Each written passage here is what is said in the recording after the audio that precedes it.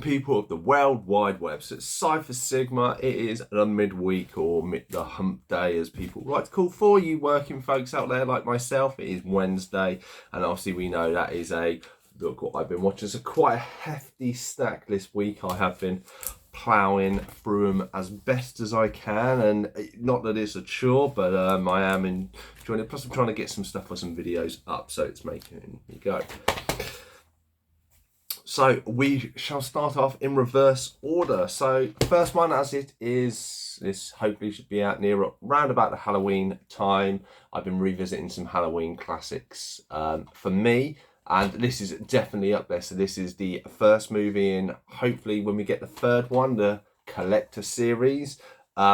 Essentially, this is kind of Saw meets Home Alone in my eyes. It is about a young maintenance man, so to speak, or a handyman. He needs money. He ends up casing his house and breaking into it, and when he breaks into it, he unfortunately breaks into it at the same time a serial killer has gone into the house and basically redesigns everywhere, so it's traps galore, very gory, very cutthroat, in more ways than one.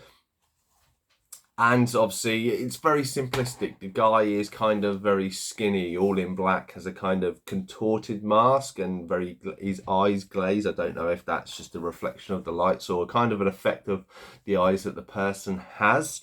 But it's a great story. Obviously, you then have this cat and mouse of the person who's in there. He's trying to help the family out and going through all these traps, and obviously, it doesn't work out that well.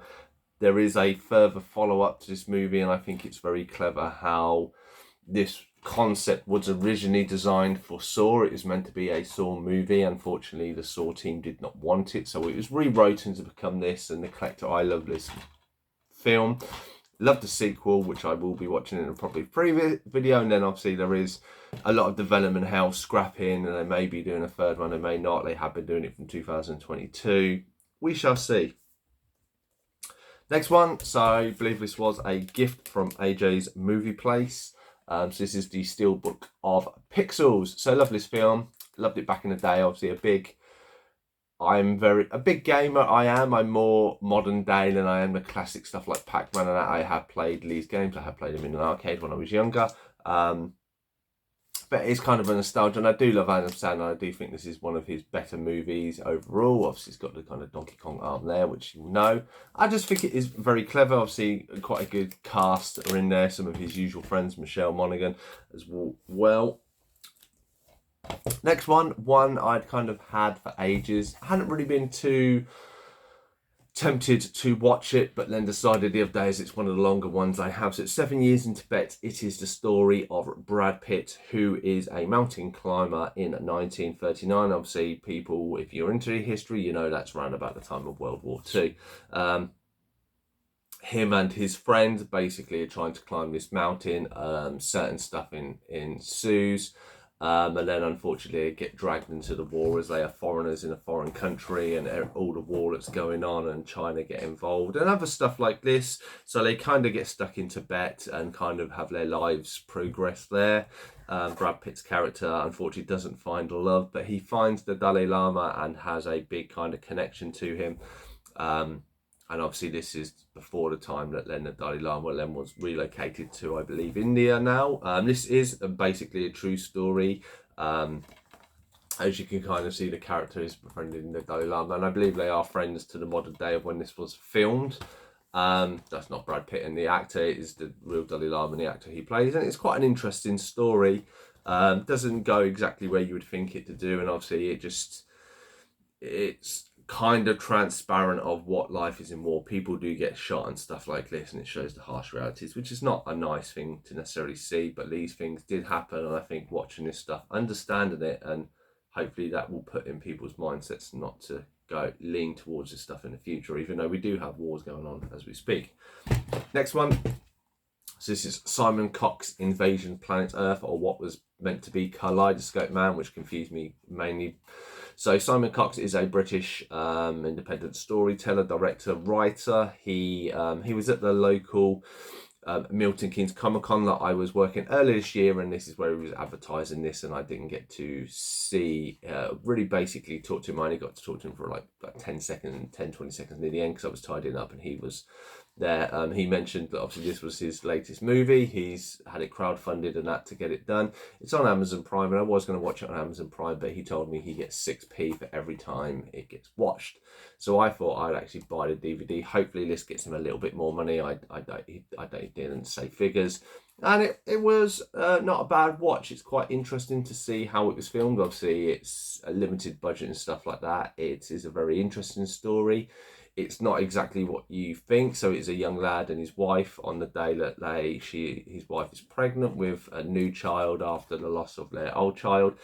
The Earth is attacked, and basically it looks like they're going to be wiped out. And it's a story of this doctor and his family and what they want to do. And it's a few good. It's definitely very written very well, and I think they've done very good with the costs and stuff. What they made. Obviously, this was crowdfunded, so there was a limit to the resources that they had. I do think it's a bit clever. Obviously, the acting is a little cheesy, probably better than I could ever do, but for what the resources that the guy had and stuff, I did enjoy it. So glad to have that in the collection. Next, just after the announcement that they have cancelled that 90s Show Season 2, which is a bit of a shame, I'm getting closer to the end of that 70s show. So this is Season 6. Love this series, love revisiting it. It's funny how I kind of remember the earlier series more than the later ones, but I still enjoy it. It's such a great cast. Yes, I do know Danny Masterson and everything.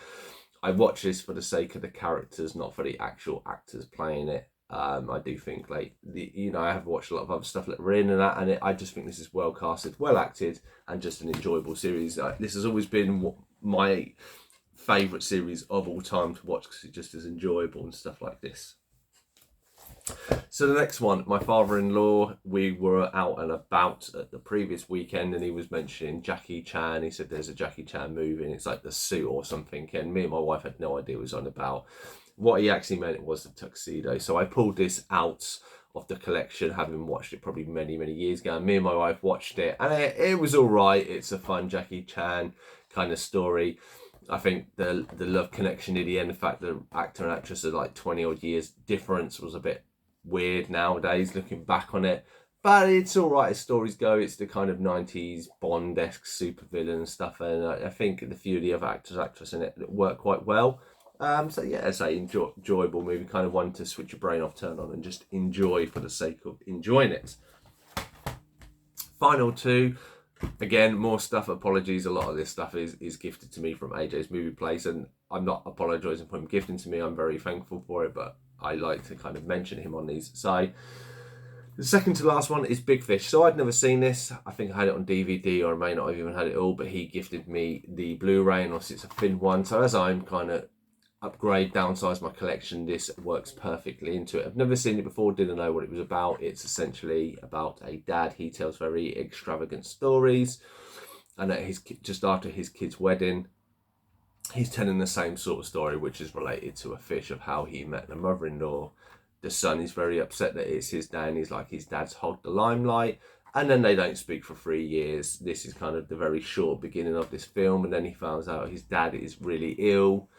And then this is him kind of getting to know his dad and kind of reliving the stories and how much of it is true and kind of not true and linked to it. And it's done very clever, done very well.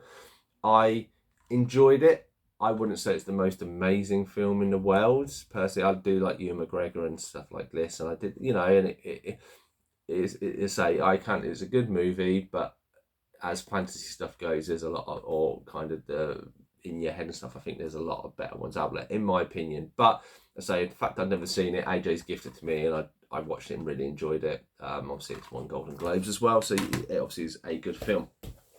And the final one, AJ has mentioned this on his channel a little while back, and again he upgraded, so he gifted this to me. So this is Orca. This is essentially a movie that came out after Jaws and was kind of the same, with about a killer whale, or kind of a killer whale, essentially, or it is a killer whale, but basically it is a family of killer whales. You have the mum and the dad, and they are part of a group, and these fishermen are basically fishing for sharks to try and send them on to try and make money. Unfortunately, as they go to get a shark, this killer whale kills it, because that's what killer whales do.